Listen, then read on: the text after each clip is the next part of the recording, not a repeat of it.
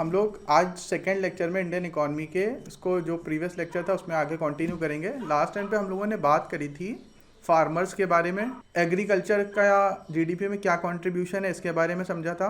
Government poor class के लिए, गरीबों के लिए, फार्मर्स के लिए क्यों इतनी सब्सिडी देती है उसके बारे में समझा था।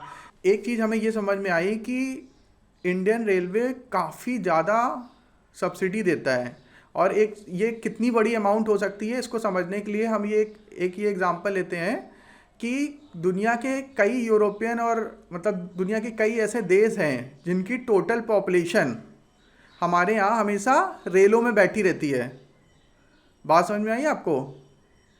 मतलब यूरोप के कई सारे ऐसे देश हैं जिनकी टोटल पॉपुलेशन जितनी है उतने हमेशा हमारे यहाँ हिंदुस्तान में रेलगाड़ी के अंदर होते हैं या फिर सिनेमा घर में बैठे होते हैं। तो इतना बड़ा देश है कि कई कई सारे देश जो है वो रेलगाड़ी के अंदर ही समिट जाते हैं। इतना बड़ा देश होने के बाद भी अगर 50% गवर्नमेंट आपका भाड़ा स्पॉन्सर कर रही है, सब्सिडाइज कर रही है, तो बहुत बड़ी बात है। और क्योंकि हमारी जो नेशनल इनकम है वो भी बहुत ज़्यादा नहीं है, पर कैपिटा इनकम भी इंडिया की बहुत ज़्यादा नहीं है, इसके बावजूद आपने देखा होगा कि गवर्नमेंट जितना ज़्यादा कोशिश है वो चीज़ें करती है। अभी किसानों को इन्होंने डायरेक्ट कैश ट्रांसफ़र करना स्टार्ट कर दिया है। नरेगा मनरेगा का नाम सुना है आप लोगों ने? क्या है ये स्कीम? गवर्नमेंट क्या करती है, रूरल एरिया में, गांव में 100 डे का गारंटीड रोजगार प्रोवाइड कराती है। ये स्कीम सबसे पहले कांग्रेस गवर्नमेंट ने इंट्रोड्यूस करी थी। तब उस समय एनडीए गवर्नमेंट ने उसको, जो अपोजिशन में थी, काफ़ी क्रिटिसाइज़ किया था, क्योंकि वो लोग करते क्या थे कि रोज़गार देने के लिए, अब गांव में कोई इंडस्ट्री तो है नहीं, फैक्ट्री नहीं है, ना रॉ मटेरियल है, ना कुछ है, तो लोग क्या करते थे, पहले तो लोगों को बुलाया जाता था और उनसे कहते थे एक गड्ढा खोदो, फिर गड्ढा खुद जाता था, जब उसको कहते वापस को भर दो और पैसे दे देते थे। और पैसे भी कितने देते थे, मतलब वहाँ पे जो ठेकेदार होते थे जिनको ये काम मिलता था वो क्या करते थे, अगर गवर्नमेंट की तरफ से लेट अस अज्यूम 300 रुपीज़ उनके लिए एलोकेट हैं या 200 एलोकेट किए गए हैं, तो वो क्या करते थे, उनको आधे पैसे उनको देते थे या आधे से भी कम देते थे, बाकी खुद रख लेते थे और काम भी नहीं ढंग से होता था। तो अब मैं सबसे पहले ये आपसे समझना चाहता हूँ कि ये जो स्कीम है, जो सबसे पहले कांग्रेस गवर्नमेंट ने इसको स्टार्ट किया था, गड्ढा खोदो भरो, और ये जो 100 दिन का गारंटेड रोजगार योजना होती है, ये क्या मतलब स्कीम चलानी चाहिए गवर्नमेंट को कि नहीं चलानी चाहिए? इसका कोई एडवांटेज है कि नहीं है? सबसे पहले तो ये ओपिनियन दीजिए आप लोग। कैसा गड्ढा खोद के भरने से क्या एडवांटेज है? ये क्यों कराते हैं?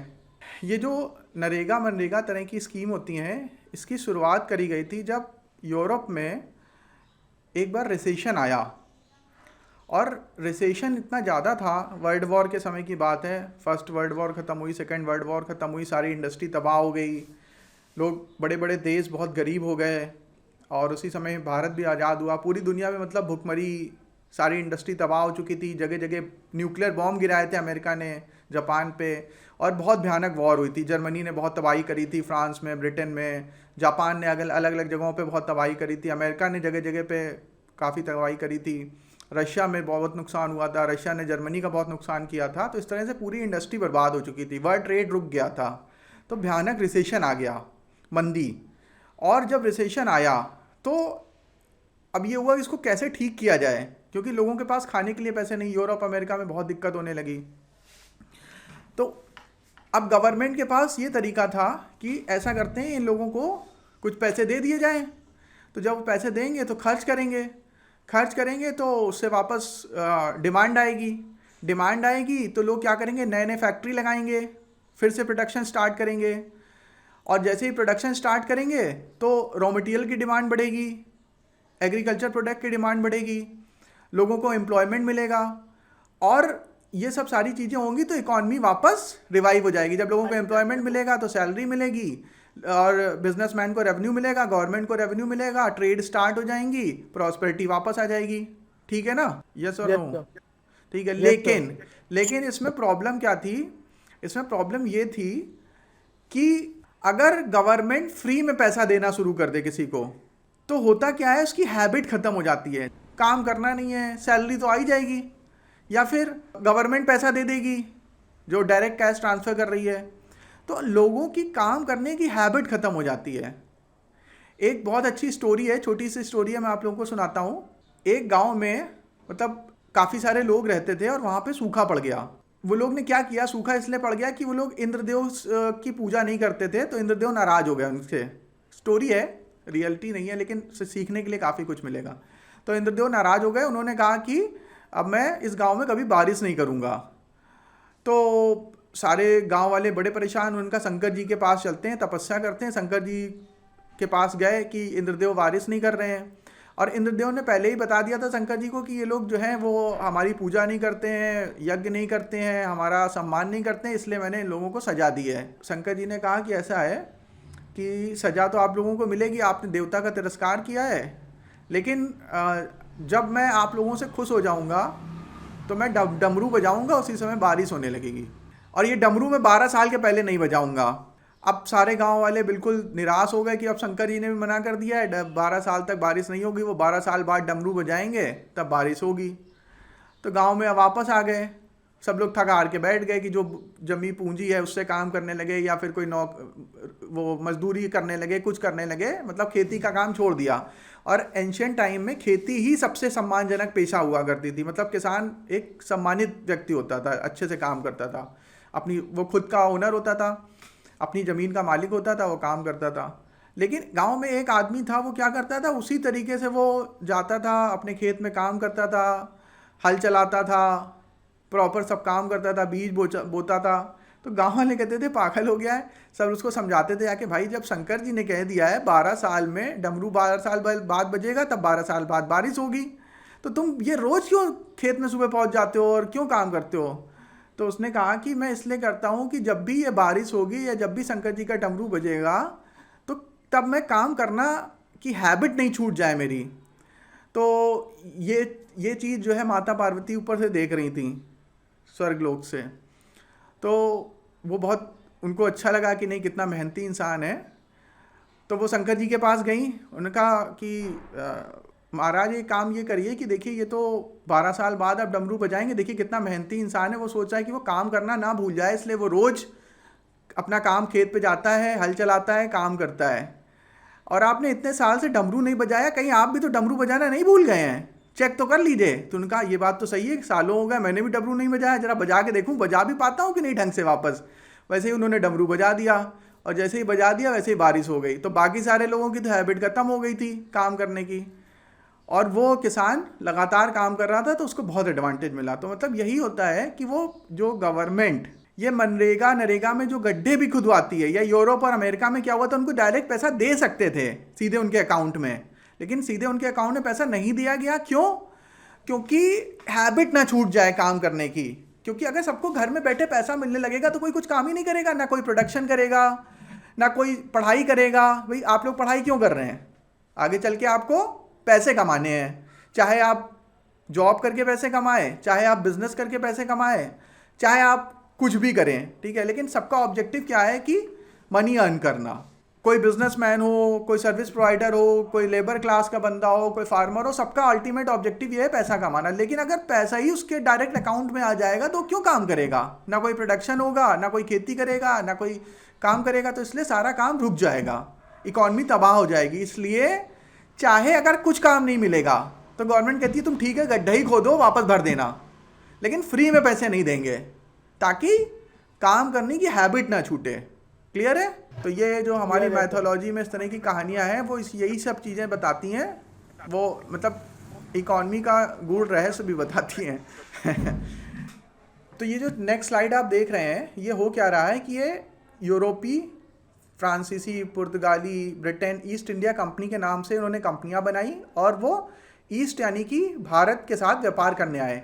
इसका क्या मतलब हुआ? देखिए, जब भी आप एक कोऑर्डिनेट बनाते हैं तो आपको पता है इधर नॉर्थ होता है, इधर साउथ होता है, राइट साइड में ईस्ट होता है, और इधर वेस्ट होता है, ठीक है, ये होता है कोऑर्डिनेट। और यूरोप यहाँ कहीं इधर लाई करता है, और इंडिया यहाँ पे कहीं लाई करता है। तो जब आप यूरोप में हैं, यूरोप, ठीक है, ये इंडिया है मान लीजिए, तो यूरोप के जो देश हैं उन्होंने क्या किया, उनको पता था कि इंडिया में मसाले और बहुत सारे डिफरेंट कमोडिटीज़, हैंडक्राफ्ट की चीज़ें बहुत अच्छी मिलती हैं। तो अगर हम यहाँ से व्यापार करेंगे तो हमें बहुत फ़ायदा मिलेगा। तो ये सारे यूरोप के देशों ने, पुर्तगाल ने, फ्रांस ने, स्पेन ने, डच ने, ब्रिटिश ने, इन लोगों ने क्या किया कि एक ट्रेड करने के लिए कंपनी बनाई। और क्योंकि यूरोप से ईस्ट में पड़ता है इंडिया, तो उस कंपनी का क्या नाम रखा, ईस्ट इंडिया कंपनी, क्योंकि यूरोप के ईस्ट में पड़ता है। और हम लोग कहते हैं पश्चिमी सभ्यता का अनुकरण मत करो, वेस्टर्न कल्चर बोलते हैं, यूरोप और अमेरिका को वेस्टर्न कल्चर बोलते हैं कि वहाँ का कल्चर हमारे कल्चर को ख़राब कर रहा है।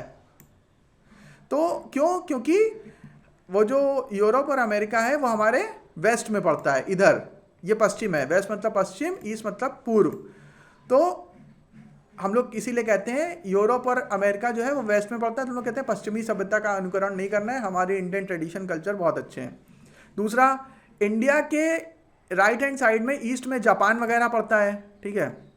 और जापान को हम लोग उगते सूरज का देश कहते हैं, क्योंकि सबसे पहले ईस्ट पूर्व से सूरज निकलता है, तो सबसे पहले धूप वहीं पड़ती है, फिर धीरे धीरे धीरे इधर आती है। और नॉर्थ ईस्ट के स्टेट्स में आती है, नॉर्थ ईस्ट का भी है ना, तो हम लोग को इंडिया में नॉर्थ ईस्ट में आती है, फिर धीरे धीरे करके इधर गुजरात तक आती है। तो गुजरात तक वो मतलब गुजरात हमारे, अगर हम इंडिया के सेंटर में खड़े हो जाएं तो वेस्ट में पड़ेगा, और नॉर्थ ईस्ट ईस्ट में पड़ेगा, इसलिए उसको नॉर्थ ईस्ट कहते हैं। उत्तर दक्षिण मतलब उत्तर और पूर्व, नॉर्थ ईस्ट के जो स्टेट्स हैं, ठीक है। तो ये है, इसीलिए ईस्ट इंडिया कंपनी का निर्माण किया गया। क्यों? क्योंकि वो ईस्ट के देशों के साथ व्यापार करना था उनका। तो सबसे पहले कौन आया इंडिया में? भारत की खोज किसने करी थी? Vasco da Gama. कहाँ आया था सबसे पहले? इंडिया। वास्को डिगामा आया सबसे पहले हिंदुस्तान में कालीकट के बंदरगाह पे, और वो आया, उसके बाद उसने क्या किया, अलग अलग लोगों से, ये है वास्को डिगामा, ठीक है। तो वास्को डिगामा जब इंडिया आया, उसके बाद फिर बहुत सारे और यूरोपीय आए, और आने के बाद उन्होंने क्या किया, यहाँ के जो उस समय के राजा महाराजा थे उन लोगों से उन्होंने ट्रेड परमिट लिया। किस काम का? कि मैं इंडिया में मुझे ट्रेड करने का परमिशन दे दीजिए। ये अलग अलग कंपनियां हैं, ठीक है।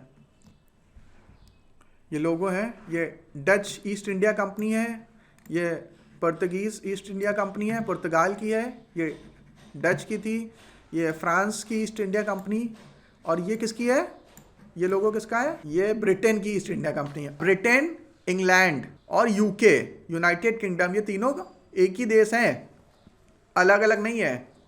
और great Britain, England, United kingdom, ये सब क्या है, एक ही देश हैं। ये ब्रिटेन की ईस्ट इंडिया कंपनी का लोगो है। तो वो लोग जब भारत में आए तो उन्होंने क्या किया कि भारत में आके यहाँ के राजा महाराजाओं से परमिशन ली। अब आप सोचोगे कि हम लोग इकोनॉमी में हिस्ट्री क्यों पढ़ रहे हैं, इसका क्या रेलेवेंस है? कोई बताएगा क्यों ये पढ़ रहे हैं? अब इंडियन इकोनॉमी में हिस्ट्री क्यों पढ़ रहे हैं? बिकॉज़ ट्रेडिंग उस टाइम से स्टार्ट हो चुकी। हाँ, और इकोनॉमी कब प्रॉस्परस होएगी आपकी, देश आपका कब ग्रो करेगा, कब आपके देश की जीडीपी बढ़ेगी? जब ज़्यादा से ज़्यादा ट्रेड होगा। और ट्रेड कैसे स्टार्ट हुआ ये मैं आपको बताने की कोशिश कर रहा हूँ। सबसे पहले ट्रेड कैसे स्टार्ट हुआ? पहले तो क्या होता था, with in a country trade होते थे, एक स्टेट से दूसरे स्टेट के बीच में बार्टर सिस्टम था। पड़ोसी आपस में सामान अदला बदली कर लेते थे। एक के घर में मुर्गी है, एक के घर में गाय है, तो एक ने अंडे दे दिए कि भाई ठीक है तुम अंडे खा लो, और उसने अपना दूध उसको दे दिया। तो इस तरह से बार्टर सिस्टम, दोनों लोग अपनी चीज़ें अदल बदल लेते थे। तो बार्टर सिस्टम हुआ। बार्टर सिस्टम के बाद फिर लोगों ने क्या हुआ कि गांव में ट्रेड करना शुरू किया। एक गांव ने दूसरे गांव के साथ ट्रेड किया, फिर एक शहर से दूसरे शहर में ट्रेड होने लगा। तो इस तरह से ट्रेड होने लगा और धीरे धीरे इकॉनमी ग्रो करने लगी। हम लोग हिस्ट्री इसीलिए पढ़ रहे हैं कि हमें ये समझ में आएगा कि इंडियन इकॉनमी का क्या हिस्ट्री है, इंडियन इकॉनमी की हिस्ट्री कैसे इंडियन इकॉनमी डेवलप हुई। और आगे बढ़ते हैं। ये है इकोनॉमिक हिस्ट्री ऑफ इंडिया। अब आपको यहाँ पे देख के बहुत बड़ा आश्चर्य होने वाला है कि ये जो ऑरेंज वाली जो लाइन है, ये किस कंट्री की लाइन है? ऑरेंज वाली लाइन ये इंडिया की है। रेड वाली चाइना की है, और ग्रीन वाली लाइन किसकी है? मिडिल ईस्ट की है। सबसे ऊपर लाइन कौन सी है? तो यानी कि ये सन कौन है? वन का मतलब आज क्या तारीख है? 2021।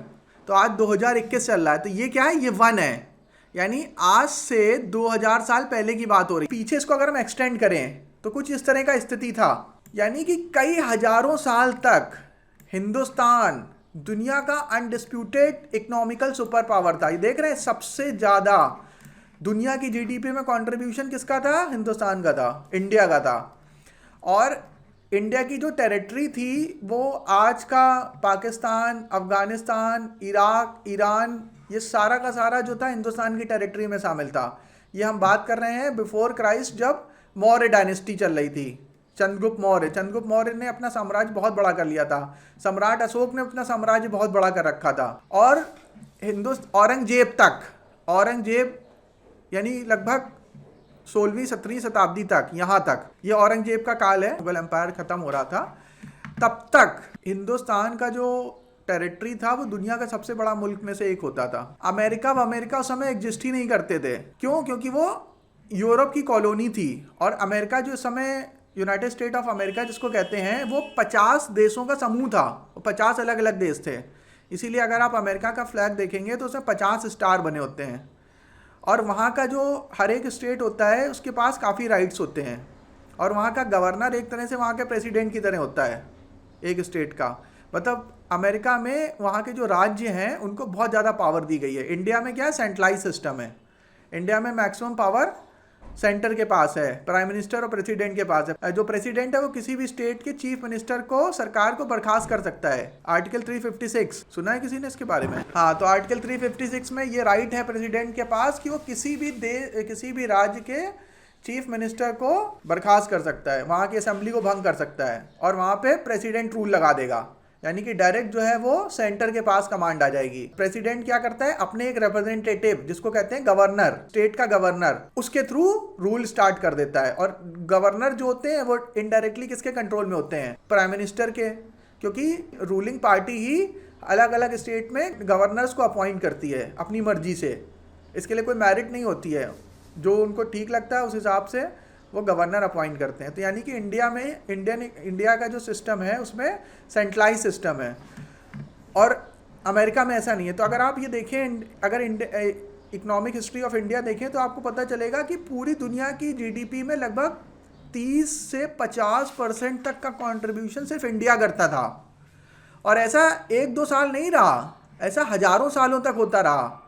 और कब तक होता रहा? हमारी इकॉनमी कब तक सबसे ज़्यादा बड़ी इकॉनमी थी दुनिया की? 17वीं शताब्दी तक, यानी कि 300 साल, जस्ट 300 साल पहले तक हमें ये पता है कि हम जो है दुनिया की सबसे लुटी पुटी अर्थव्यवस्था हैं, और हमारा पास्ट बहुत ख़राब था, हज़ारों साल तक की गुलामी थी। लेकिन हमारा बहुत ब्राइट हिस्ट्री भी रही है। और ये बीच में कुछ 200-300 साल ऐसे हैं जहाँ पे हम जो स्ट्रगल कर रहे हैं, यानी कि ये हमारा स्ट्रगल वाला फेज़ चल रहा है। उसके बाद आप देखेंगे इंडियन इकॉनमी का ये डाउनफॉल स्टार्ट हो गया। और अब यहाँ से 1980 के आसपास से वापस इंडियन इकॉनमी ने थोड़ा थोड़ा रिवाइव करना शुरू किया है। और आगे चल के ये ग्राफ जो है वापस वहीं पहुंच जाएगा जहां से इसने नीचे गिरना शुरू किया। ये चाइना, यूरोप, यूएसए सबको क्रॉस कर देगा। और ये मेरे ख्याल से जो समय होगा वो होगा 2050 के आसपास का, 2050-60 के आसपास का वो जो समय होगा, 60 मान लो, ठीक है। तब तक हमारा जो है देश वापस दुनिया का सुप्रीम कमांडर बन चुका होगा, इकोनॉमिकल सुपर पावर बन चुका होगा। वापस हम लोग ने रिकवर करना स्टार्ट कर दिया है। चाइना एक सबसे बड़ा कॉम्पिटिटर है, अदरवाइज इंडिया ही अनडिस्प्यूटेड किंग होने वाला है नियर फ्यूचर में। तो हज़ारों साल तक हम ही पूरी दुनिया पे राज करते थे, और आगे चल के हम ही पूरी दुनिया पे राज करेंगे।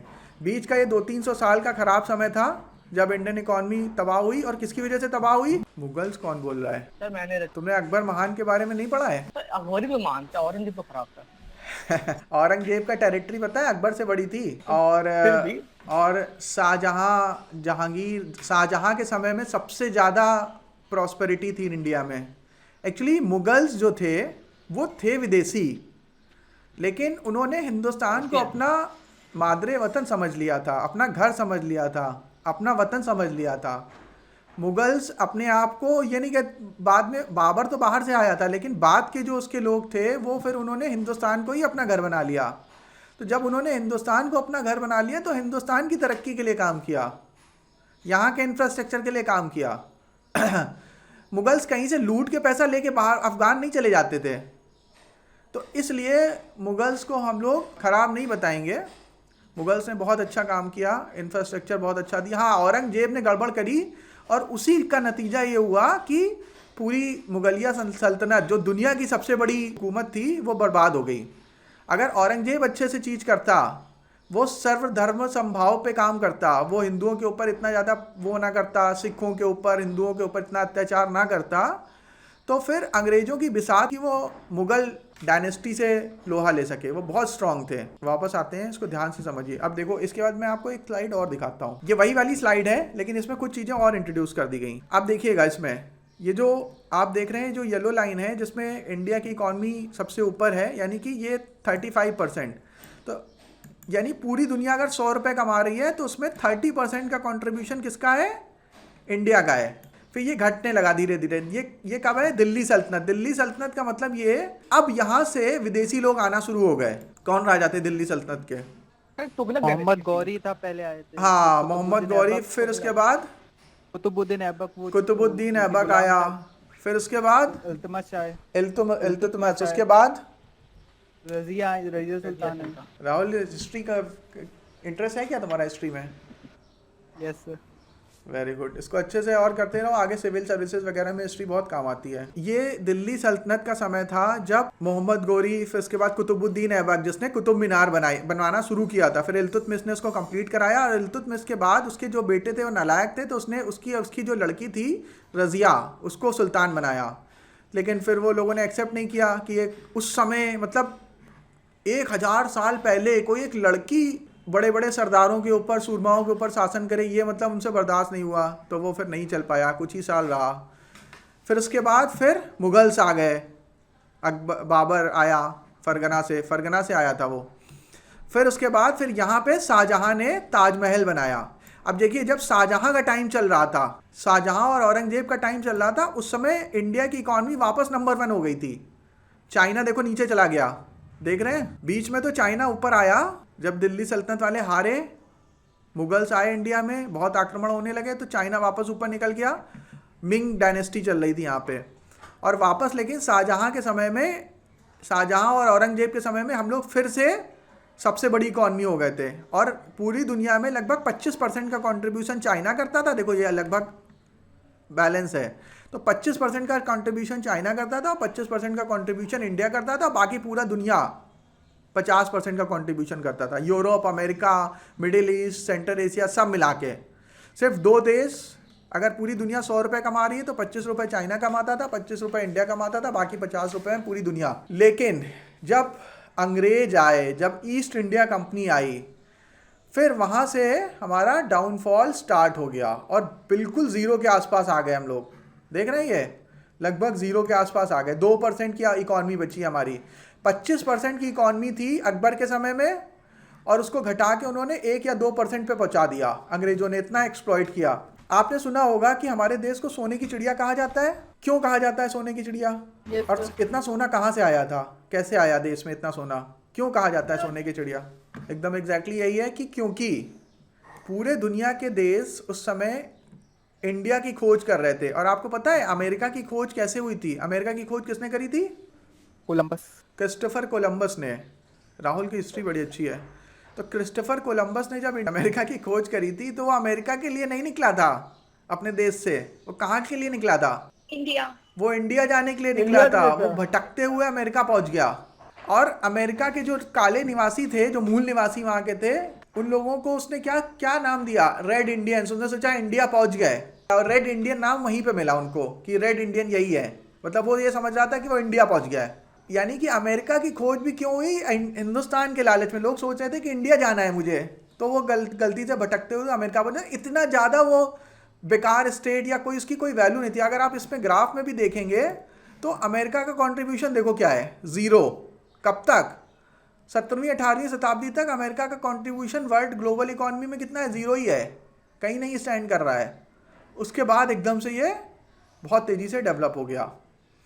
अब अगला क्वेश्चन ये आता है, आपको ये समझ में आ गया कि भारत को सोने की चिड़िया क्यों कहते हैं? क्योंकि ये जितने भी सारे व्यापारी थे, ये डच, फ्रांसीसी, ईस्ट, ये सब क्या करते थे कि अपने देश से सोना लेके आते थे, और उस सोने को वो हिंदुस्तान में ला के खर्च करते थे, यहाँ के व्यापारियों को देते थे, और उनसे वो स्पाइसेस और दूसरे डिफरेंट कमोडिटी परचेज करके अपने देश ले जाते थे, और उससे वो मुनाफा कमाते थे। इसलिए पूरी दुनिया का सोना घूम फिर के हिंदुस्तान में आके पहुंच जाता था। बहुत पुरानी एक हिस्ट्री की बुक है जो पुराने कई सारे नाविक थे उन्होंने मिलकर लिखी थी, तो उसमें ये दिया हुआ है कि पूरी दुनिया का सोना जो है वो हिंदुस्तान में पहुंच रहा था।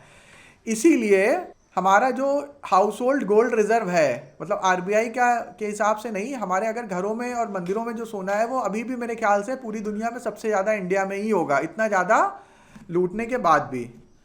अब अगला क्वेश्चन ये आता है कि अमेरिका में ऐसा क्या हुआ कि इसने कुछ 100-150 सालों में इतनी तरक्की कर ली, ये इकोनॉमिकल सुपर पावर बन गया। अच्छा, इस स्टोरी को थोड़ा सा और आगे बढ़ाते हैं, सोने की चिड़िया वाली।